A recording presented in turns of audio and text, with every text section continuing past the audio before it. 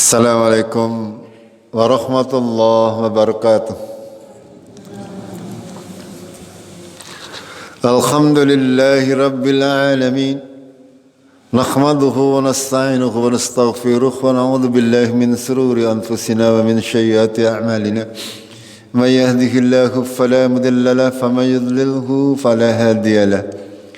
Asyhadu an la ilaha illallah wahdahu la syarika lahu. وأشهد أن محمدا عبده ورسوله اللهم صل وسلم وبارك على محمد وعلى آله وعلى أصحابه أجمعين أما بعد. Jamaah subuh rahimakumullah, kaum muslimin muslimat yang dirahmati oleh Allah. Di akhir bulan Ramadan kali ini, marilah kita senantiasa memanjatkan syukur kepada Allah Tabaraka wa Ta'ala atas segala anugerah yang sudah diberikan kepada kita, atas segala rahmat yang sudah diberikan kepada kita semuanya, sehingga sampai hari ini kita masih bisa istiqomah menjalankan seluruh kewajiban-kewajiban kita kepada Allah Tabaraka wa Ta'ala. Jamaah rahimakumullah, pertama-tama kami sampaikan untuk seluruh kaum muslimin bahwasanya insyaallah kita akan melaksanakan salat Idul Fitri, menunggu hasil daripada sidang isbat pemerintah yang insyaallah nanti sekitar jam 7 malam biasanya sudah keluar. Ya, kalau pemerintah menyatakan besok adalah Idul Fitri, kita salat besok. Kalaupun pemerintah menetapkan hari Kamis, kita salat hari Kamis.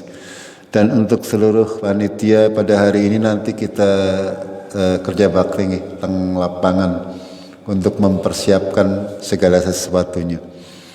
Jamaah rahimakumullah, pada kesempatan kali ini kita akan mengulangi kembali terkait al-ahkam fil id, tentang hukum-hukum seputar salat id baik itu Idul Fitri maupun Idul Adha, khususnya Idul Fitri yang sebentar lagi mungkin akan kita laksanakan bersama-sama insyaallah ta'ala. Jamaah rahimakumullah, yang pertama adalah terkait hukumnya. Apakah itu salat Idul Fitri maupun Idul Adha dihukumi wajib, sunnah ataupun yang lainnya? Para ulama berbeda pendapat dalam permasalahan ini. Ada yang mengatakan sunnah muakkadah, artinya sunnah yang ditekankan agar supaya dikerjakan oleh seluruh kaum muslimin. Ada yang mengatakan sebagai fardu kifayah, ada juga yang mengatakan fardu ain. Ya, fardu kifayah itu kalau sebagian sudah melaksanakan, berarti yang lain tidak perlu melaksanakannya. Ya, kalau yang menyatakan bahwa hal tersebut adalah fardu ain, maka wajib bagi semua kaum muslimin untuk menjalankan salat Idul Fitri maupun Idul Adha. Dan saya sendiri ya lebih condong kepada yang mewajibkan, karena memang Rasulullah sallallahu alaihi wasallam tidak pernah meninggalkan sekalipun salat Id.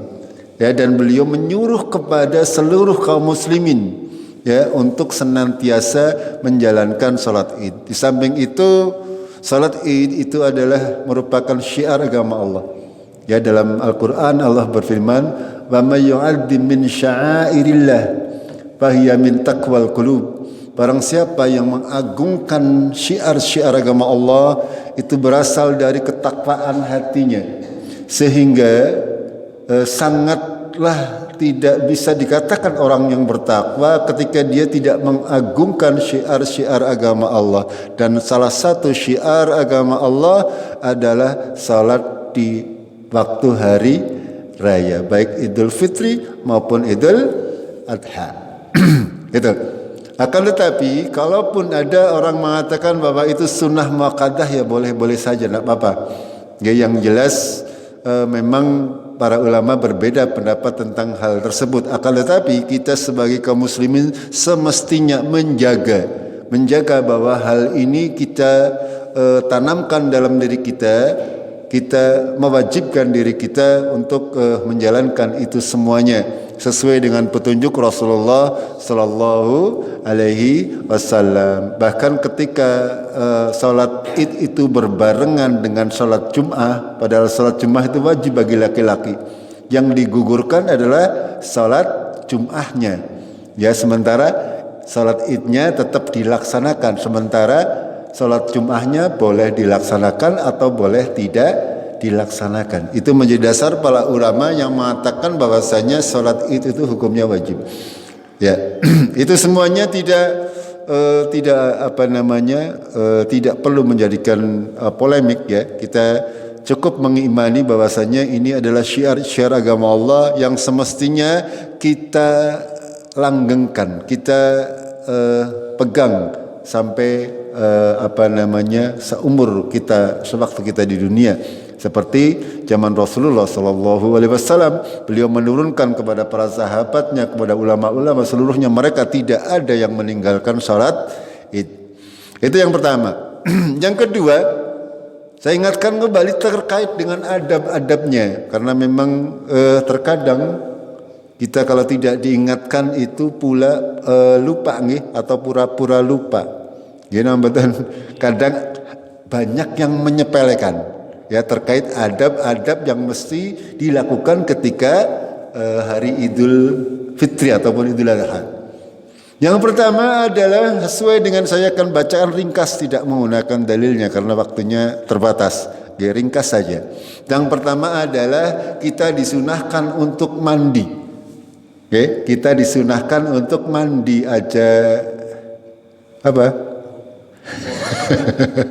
aja pelet.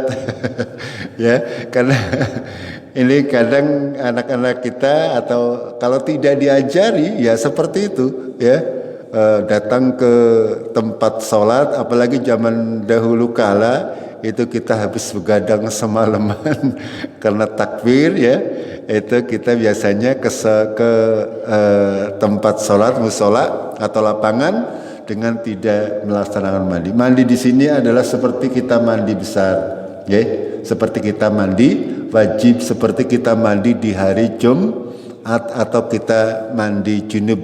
Itu seperti itu bagi orang dewasa. Itu kita disunahkan mandi dan juga menggosok gigi. Iya, mbak nanti mambu jigong. Itu seperti itu. Ya, itu sunnah Rasulullah. Ya, jamaah rahimakumullah, perlu kita fahami bersama-sama. Yang kedua adalah berhias dan memakai wewangian bagi kaum siapa, perempuan apa laki-laki? Laki-laki, okay? Ya, berhias dengan memakai wewangian bagi kaum lelaki sing duwe, benar sekali. Yang punya, kalau nggak punya ya tidak apa-apa, cukup pakai sabun ya wangi, nggih. Itu. Terus ini semuanya adalah jamaah rahimakumullah, kita agama Islam ini agama yang indah. Allah itu indah sehingga menyukai yang indah-indah. Akan tapi semuanya dalam batasan, ya. Yang berikutnya adalah memakai pakaian yang paling bagus apa paling baru? Paling bagus nih, bukan paling baru, dan tidak harus baru. Ini tidak harus baru. Kalau zaman dahulu ya, kita kalau lebaran kok ora duwe klambi anyar, berarti ora bada. Itu. Sekarang anak-anak sekarang sih nggak begitu. Ya, sudah bergeser nilainya. Karena mungkin kalau zaman dahulu memang benar-benar kalau tidak hari raya benar-benar orang tahu toko klambi. Sekarang kan ya tidak mesti harus hari raya, sek-sekan maning. Itu. Jadi sekali lagi memakai pakaian yang paling bagus yang kita punyai, ya, asal tidak berlebihan. Itu. Sehingga emang itu sunnah Rasulullah Sallallahu Alaihi Wasallam, menjadi syariat agama Allah. Kita mandi, kita berhias, memakai wangi-wangian dan memakai pakaian yang paling bagus yang kita punya. Tentunya pakaian-pakaian yang sesuai dengan kaidah Iya, itu bukan pakaian yang bagus tapi ya misalnya yang paling bagus duene katok setan apa katok jin. Ya itu menurut masing-masing orang berbeda dengan aturan syariat. Kalau aturan syariat untuk kaum laki-laki ya pakaiannya yang jelas tidak isbal, tidak melebihi mata kaki. Itu seperti itu ketentuan syariatnya. Lalu yang berikutnya kita disunahkan untuk makan, sebenarnya sunnahnya makan korma ganjil 1, 3 atau 5 angger. Sekali lagi agar ya agama Islam tidak memberatkan ya makan kurma plus kalau kita plus nopo kalau sega sepiring apa ya. Ya orang Jawa kan urung mangan sega biasanya urung marem nggih, mangan korma tok ya kayak ganjel tok seliliten. Itu seperti itu. Lalu berbeda ketika salat Idul Adha nggih. Kalau salat Idul Adha berarti kita makannya adalah sesudah salat. Kalau Idul Fitri makannya sebelum berangkat ke masjid, berangkat ke mushola. Itu seperti itu. Yang berikutnya adalah kita berjalan menuju ke lapangan disunahkan berjalan kaki. Okay? Sunnahnya itu berjalan kaki. Tapi kalau yang jauh ya boleh, numpak pesawat ya boleh lah. Kalau yang terlalu jauh.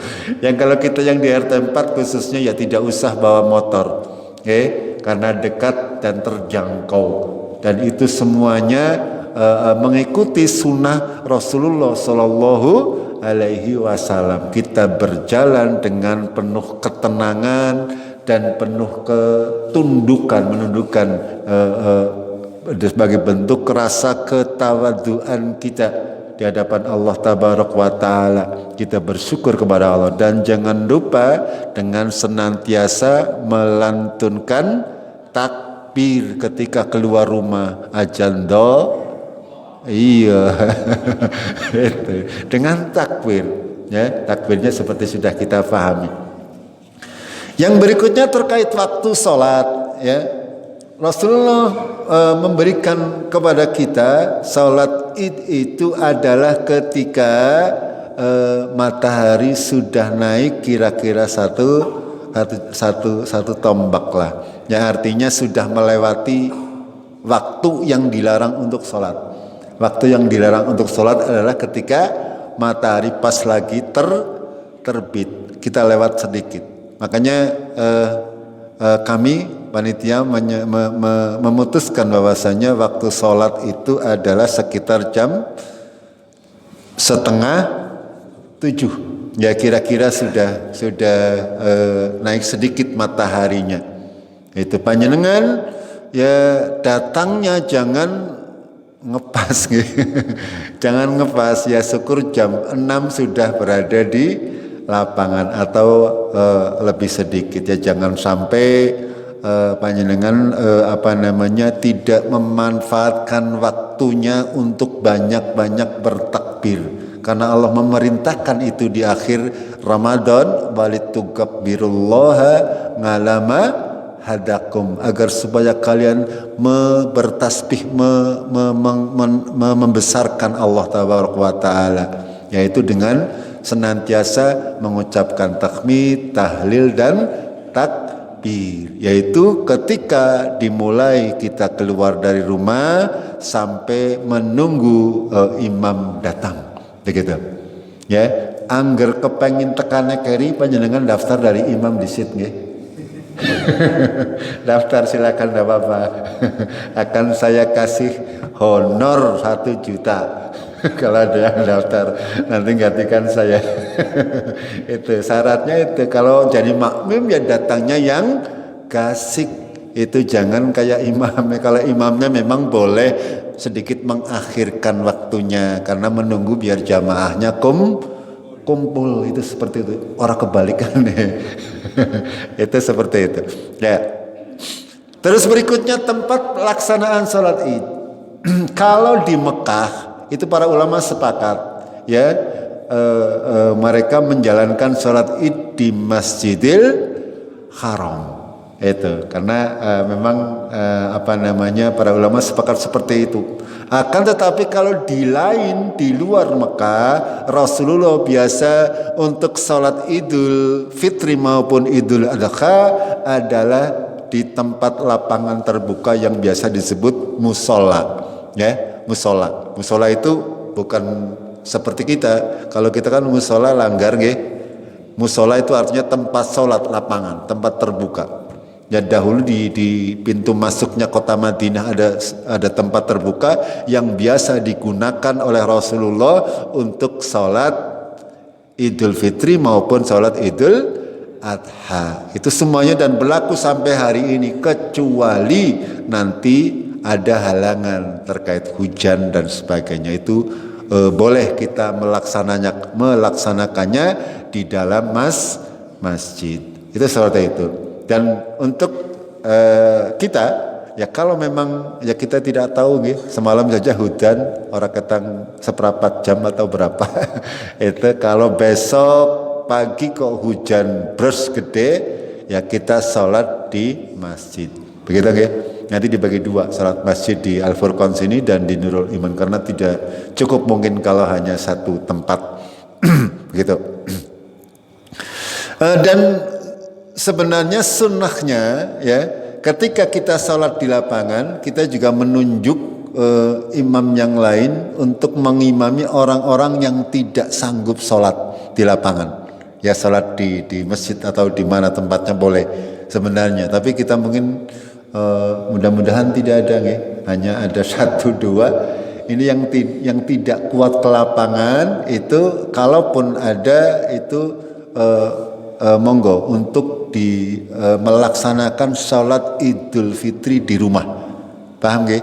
Yang tidak mampu untuk sholat di lapangan karena kondisi fisik, ya silakan untuk sholat Idul Fitri di rumah. Sama caranya dengan sholat yang di lapangan, hanya orang anak khotbah itu.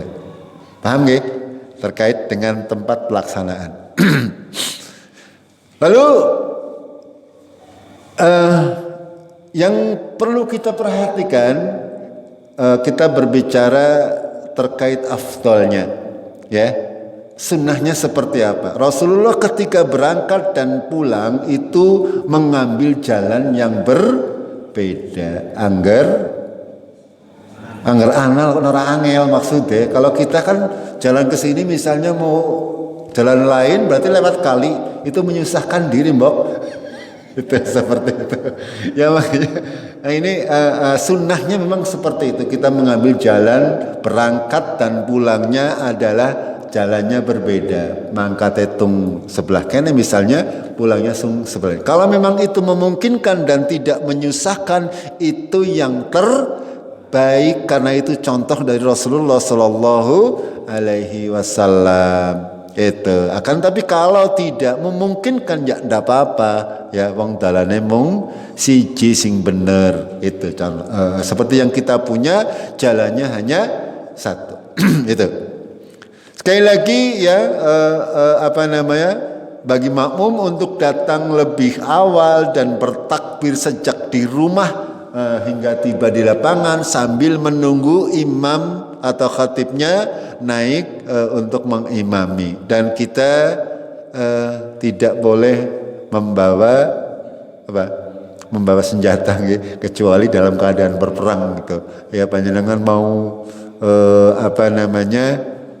salat Id tidak boleh ya membawa senjata.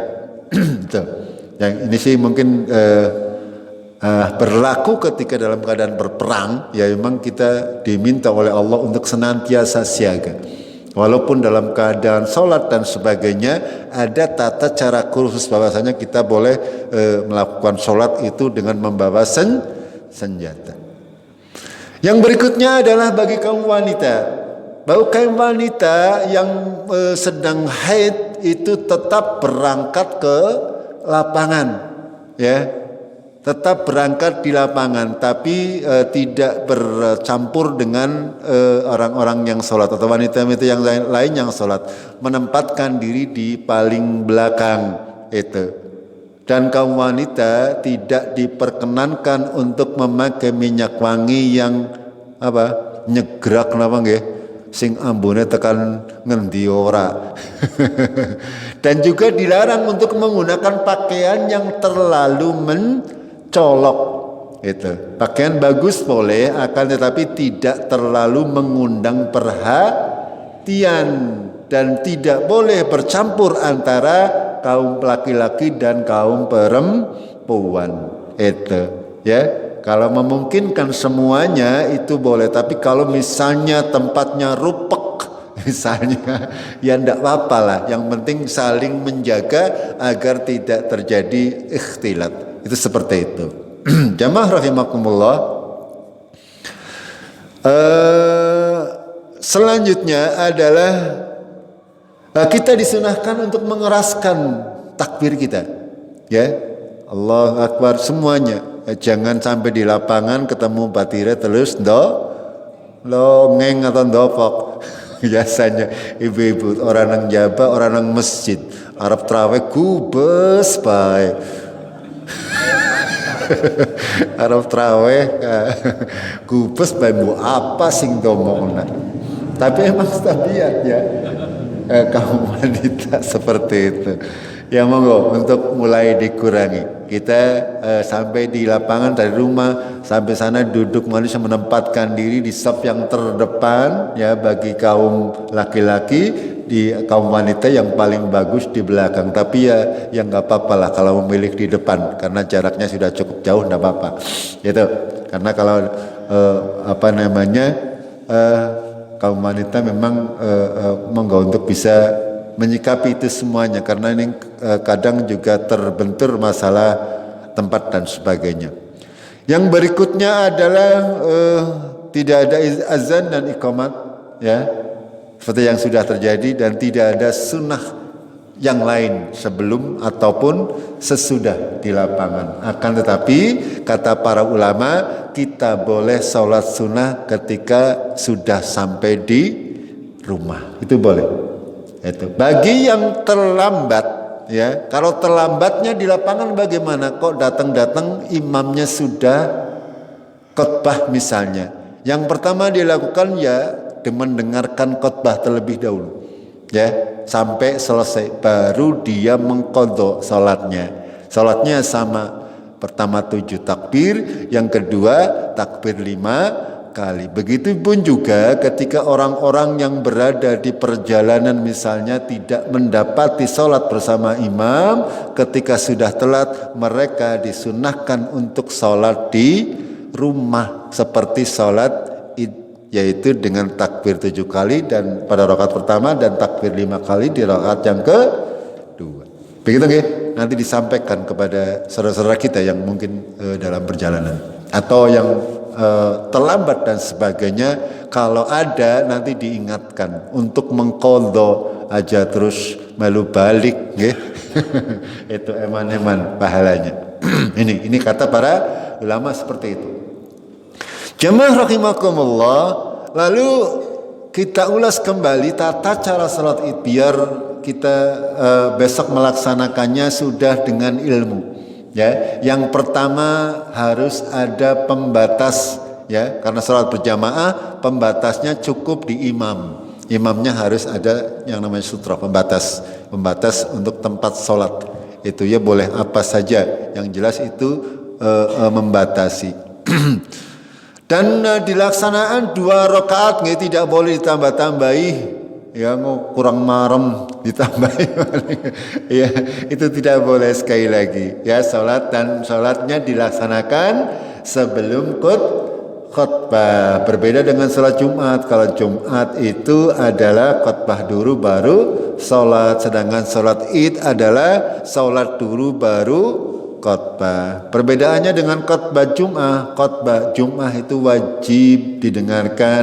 Kalau khutbah Id itu pada prinsipnya sunnah, boleh didengarkan, boleh juga panjenengan kalau ada keperluan adalah tidak mendengarkan. Itu tidak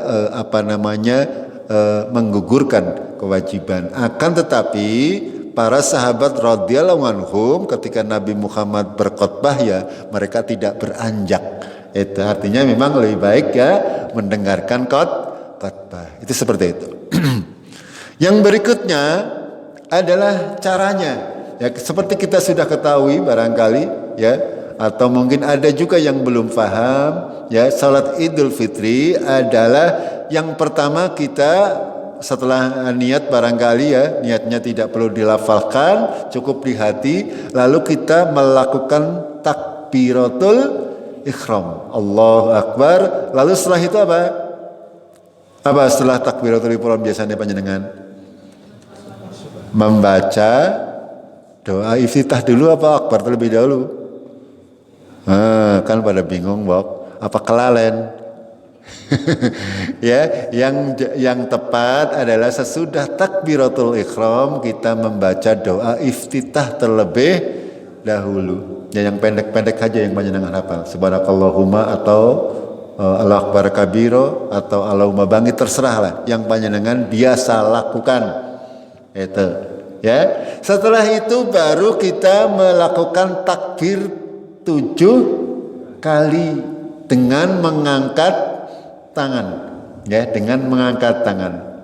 Dan di sela-sela takbir kita boleh membaca zikir apapun juga, ya, yang sering diajarkan dahulu oleh kami, ya subhanallah, alhamdulillah, la ilaha illallah, wallahu akbar. Atau misalkan panjenengan mau menggunakan Allah akbar kabira, walhamdulillah katsira, wa subhanallah bukratan wa asila, boleh. Atau membaca subhanallah, alhamdulillah, tok juga boleh. Paham nggih? Yaitu takbiratul ihram, lalu membaca iftitah, lalu takbir 7 kali. Di sela-selanya boleh dibaca zikir apapun juga. Itu. Selanjutnya adalah setelah selesai takbir yang 7 berarti membaca ta'awud, dan selanjutnya membaca Al-Fatihah dan seterusnya. Itu kalau berjamaah itu khusus untuk imam. Sedangkan makmumnya cukup mendengarkan. Kalau salat sendirian semuanya dibaca. Ya, habis takbir 7 kali, panjenengan baca ta'awud, bismillah, Al-Fatihah, terus suratan. Gitu. Dan mengangkat tangan setiap takbir. Jemaah rahimakumullah, selanjutnya bacaannya seperti apa sebenarnya yang dilaksanakan oleh Rasulullah? Pada prinsipnya bacaannya yang mudah, ya, yang mudah bagi kita yang hafal. Kalau mengikuti sunnah Rasulullah biasa membaca surat Qaf di rakaat yang pertama dan surat Al-Qamar di rakaat yang kedua, atau surat Al-A'la di rakaat pertama dan surat Al-Ghasyiyah di rakaat yang kedua bagi yang bisa. Kalau membaca Al-Hakumut karo Qul huwallahu sih saged mboten Ustaz? Sakit mawon ngerti yang ngomong kayak gue. Itu ya enggak apa-apa sebenarnya. Akan tetapi kalau mau lebih sempurna, lebih afdal, ya kita mengikuti contoh dari Rasulullah sallallahu alaihi wasallam. Itu ya. Sedangkan pada rakaat yang kedua, sehabis kita sujud, ya, lalu kita takbir intikal, lalu tidak membaca apa-apa lagi, langsung ditambahi dengan 5 kali takbir. Jadi ketika habis sujud Allahu Akbar itu jangan dihitung, itu belum termasuk takbir tambahan. Yang dihitung sebagai takbir tambahan adalah itu tadi, ketika sudah berdiri lalu takbir kembali sebanyak 5 kali. Caranya sama dan zikirnya juga sama. Bagaimana kalau lupa? Kalau lupa ya lewat saja, tidak apa-apa, tidak batal nih panjenengan. Kalau lupa, imamnya lupa, ya semuanya lupa, ya tidak batal. Itu ya, boleh diingatkan, boleh juga dibiarkan. Itu seperti itu ya. Ketika sudah lewat langsung membaca, imamnya membaca Al-Fatihah, ya sudah, tidak apa-apa, tidak membatalkan salat id. Itu seperti itu. Lalu bagaimana kalau ketinggalan serakaat, gimana? Ketinggalan yang takbir yang pertama kan kudune pitung takbir nggih. Panjenengan mendapati rakaat yang kedua berarti baru dapat 5 takbir dan dia harus menambahi satu rakaat lagi. Ya jangan ikut salam, sama seperti dengan salat-salat yang lain, kalau kurang yang tinggal ditambahi. Ya tetap saja itu semuanya sama seperti yang dilakukan oleh kita, melengkapi apa-apa yang kurang dari kita. Karena kita baru mendapatkan 5 takbir, ya kita di rakaat yang kita masbuk itu adalah ditambah dengan takbir 7 kali. Itu seperti itu. Ya. Lalu ketika mendapatkan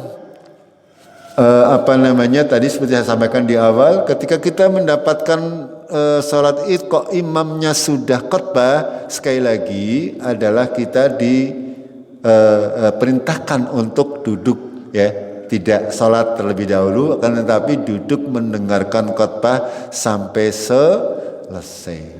Dan itu ketika selesai baru kita qadha salat Idnya. Yang berikutnya adalah terkait khotbah, ya. Ini untuk pemahaman kita semuanya, ya, barangkali setahun depan atau setahun yang akan datang ya sudah ada penggantinya. Ini biar ditanamkan dalam diri kita, ya, bahwasanya khotbah salat Id itu dilaksanakan sesudah salat itu, dan khatib itu berdiri menghadap jamaah. Sebenarnya Rasulullah Shallallahu Alaihi Wasallam tidak memakai mimbar zaman dahulu, hanya menggunakan tempat yang agak tinggi, ya. Rasulullah biasa memegang semacam tongkat dan sebagainya. Itu semuanya sunnah kalau bisa dikerjakan. Akan tapi kalau kita di lapangan mungkin agak sedikit susah, makanya untuk mendadak gunduki atau memberi tempat yang lebih tinggi itu juga menjadi kesulitan, sehingga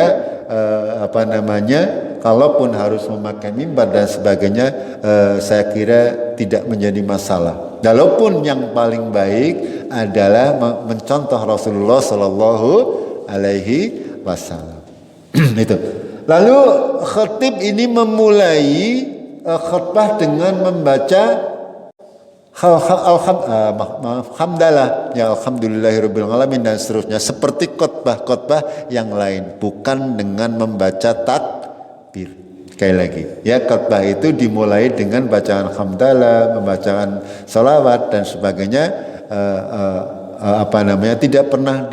Tidak ada riwayat yang sahih bahwasanya Rasulullah itu menyelipkan takbir. Akan tapi tidak mengapa, ya.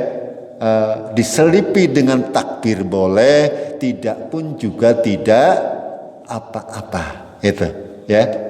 Kadang-kadang kan orang mengatakan kalau khotbah Idul Fitri atau Idul Adha kok langkat takbire jere orang marem apa ora sah.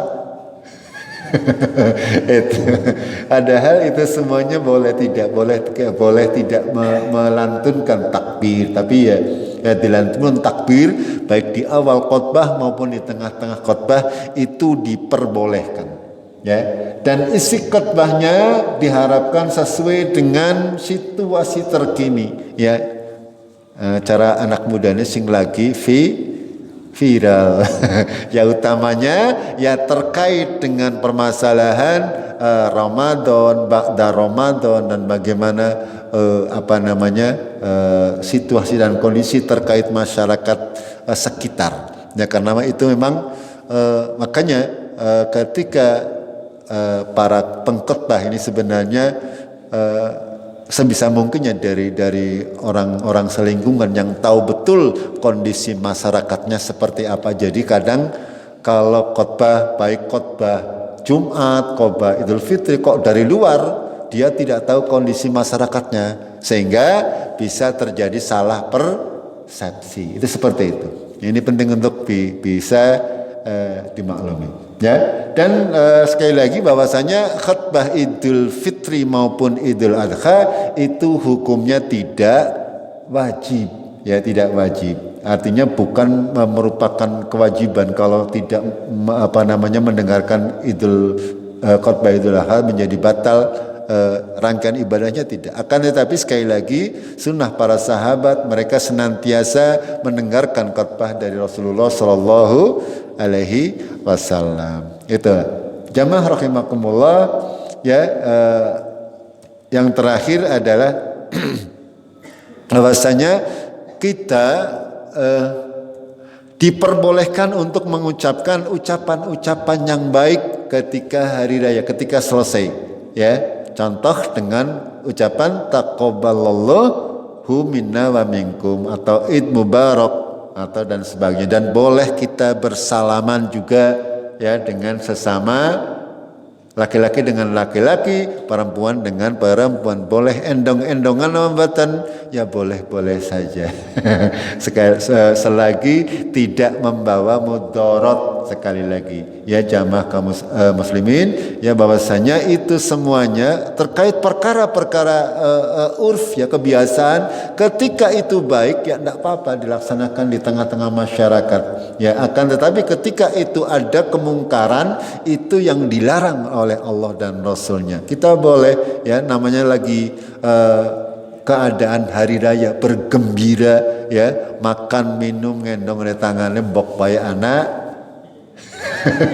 angpau itu boleh-boleh saja. Itu ya selagi masih menjaga aturan yang ditetapkan oleh syariat dan tidak boleh berlebihan, itu yang penting, ya jamaah rahimakumullah. Itulah kira-kira hukum-hukum sekitar Idul Fitri maupun Idul Adha. Dan kita yang utama tidak boleh berpuasa di pas Idul Fitri, haram hukumnya. Begitu juga pas Idul Adha, ya kita tidak boleh berpuasa setelah sholat, dan juga 3 hari di hari Tasyrik tanggal 11, 12, 13 kita haram untuk berpuasa. Dan untuk Idul Fitri karena memang hanya 1 hari, maka para ulama mengatakan boleh kalau mau puasa sunnah tanggal 2 Syawal. Akan tetapi kita juga harus melihat urf kebiasaan di kita. Ya biasanya kalau masih 2-3 hari biasanya masih akeh tamu, sehingga tidak pas kalau kita sudah melakukan ibadah puasa Syawal misalnya. Panjenengan lagi ada tamu, nyuguh tamune, maaf nyong lagi puasa misalnya, masih tanggal 2. Ini sesuatu yang kurang pas menurut kami, ya walaupun diperbolehkan. Itu. Jadi sekali lagi, ya untuk puasa ini karena memang puasa di bulan Ramadan ini kalau digandeng dengan 6 hari puasa di bulan Syawal, itu pahalanya seperti berpuasa 1 tahun penuh. Tapi para ulama mengatakan boleh di awal, boleh di akhir, boleh di tengah, boleh berturut-turut, boleh juga tidak berturut-turut. Kita sesuaikan dengan kondisi kita masing-masing. Jamaah rahimakumullah, kiranya itu saja, ya mudah-mudahan dapat menjadi pengingat-ingat kita, ya nanti ketika menghadapi salat Id, tolong untuk disampaikan kepada anak-anak kita, keluarga kita, adab-adabnya seperti apa agar ajaran sunnah Rasulullah ini terjaga, ya sampai kepada generasi yang akan datang. Begitu nggih? Kita akhiri dengan kafaratul majlis. Subhanakallahumma bihamdik, asyhadu an la ilaha illa anta, astaghfiruka wa atubu ilaik. Billahi taufiq wal hidayah. Assalamualaikum warahmatullahi wabarakatuh.